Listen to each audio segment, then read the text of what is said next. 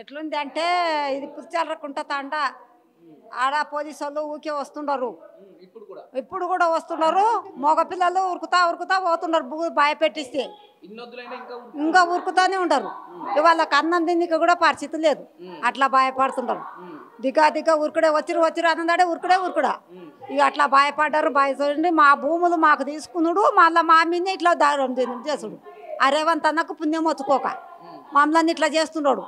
మా కొడుకులని మా తమ్ముళ్ళని కొండవై పోలీస్ స్టేషన్లో వేసిండు. మా ఆనే ఉండరు.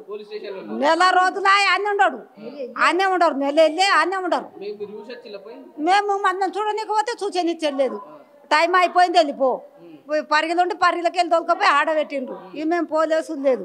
ఇక టైం అయిపోయింది. మేము రామేం రోజు 3 ముగ్గురు 4 అన్ని ఇక రోజు అన్నట్టు ఇక మేము పోలేదు.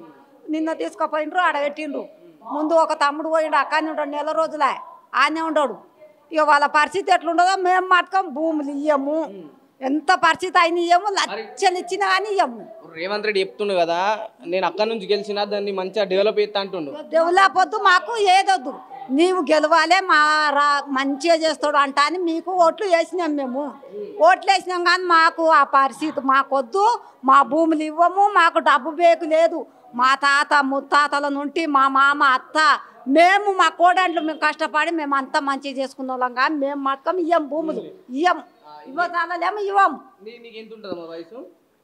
నేను 60 కుండను. ఇప్పుడు ఎన్నేళ్ళ నుంచి చూస్తున్నావు నీ భూమిని? నువ్వు ఎన్నేళ్ళ నుంచి పని చేస్తున్నావు భూమిలో? నేను చిన్న ఉన్నప్పటి నుంచి భూతాలు పని చేస్తున్నా సార్. చూడలేము సార్. మేము 50 ఏళ్ళ నుంచి గొడుగు చూడలేదు. ఇప్పుడు వచ్చింది. ఆ సార్ని గెలిపించినందుకు ఇప్పుడు మాకు ఇంత దీటి వచ్చింది. నా కొడుకుని కూడా వేసిండ్రు. మరి ఇంకేం గిదే పాపం మాకు గెలిపించినందుకు ఈ పాపం కడుతున్నాడు. మాకు మేము భూములు మాత్రం ఇయ్యము. మా భూములు మాకే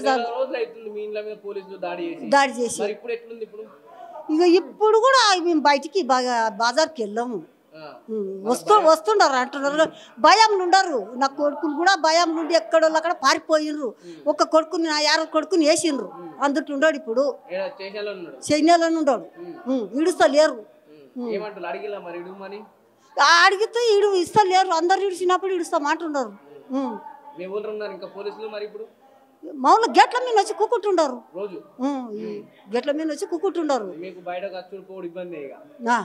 ఇబ్బంది మరి చేనుల కాడికి కొని కూడా భయం. మగపిల్లలు లేనప్పుడు ఎట్లా పోదాం సార్? మేము ఎట్లా పోదాము? మేము బతికేది గబ్బు తల్లి మీద. ఆ బూత్ మరి పంట భూములు కదా సార్. మేము అనుకోక మేము పట్ట భూములు బావులు కొట్టుకొని బోర్లు వేసుకొని పచ్చడి పొలాలు వేసుకొని మేము బతుకుతుండము.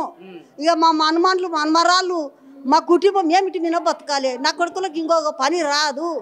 భూతాలి మీదనే కష్టం చేసుకుంటాం. పొట్టకు ఆధారం తింటాం. తెచ్చిన సౌకర్యకి మనడు గోరుస్తాం. కానీ ఇక అంతకు నా కొడుకుల కొలువులు లేవు, ఏమీ లేదు. మేము భూతాలిని నమ్ముకున్నాం సురసారు. మా పేరు లలితమ్మ.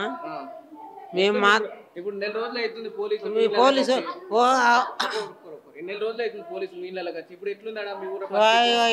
వస్తూనే ఉండరు పోతూనే ఉండరు పోలీసు వాళ్ళు. మాతో దౌర్జన్యం ఎక్కువైంది సార్.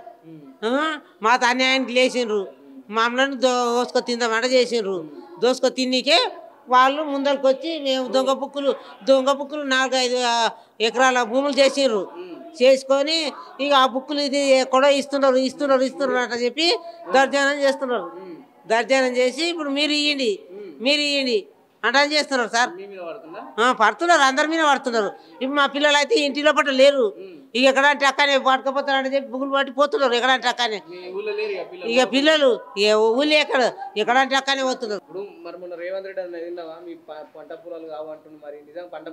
పంట పొలాలే సార్. పంట పొలాలు ఏంది? మేమేందుకు అన్యాయం చేస్తాం? మేము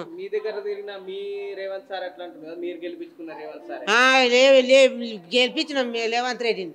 గెలిపించినందుకు ఇంత పాపం చేస్తున్నాడు. మమ్మల్ని ఇంత అన్యాయం చేస్తున్నాడు.